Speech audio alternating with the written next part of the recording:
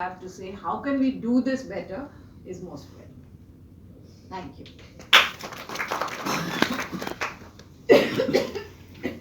Yeah, so Uma is going to be directing the sort of the group discussion, and if she can just explain what will happen.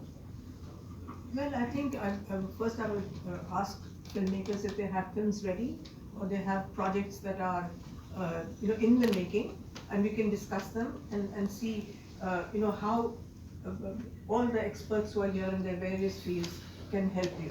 So I would need the whole idea is to know what work you're doing at what stage it is. I don't know whether any of you make films with an international cut in mind. I've always been advocating this because we like long films. We are perfectly happy with 2.5 hour films. But abroad there's a very strong restriction. They like films, even 90 minutes sometimes is a bit long for them. And then we have a lot of music which they don't take to.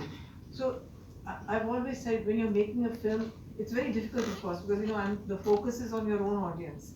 But there could be an international cut you can bear in mind that is for a foreign market with their restrictions. So I look forward to talking to all of you about your projects and see in what way there are others here with us that we can help you.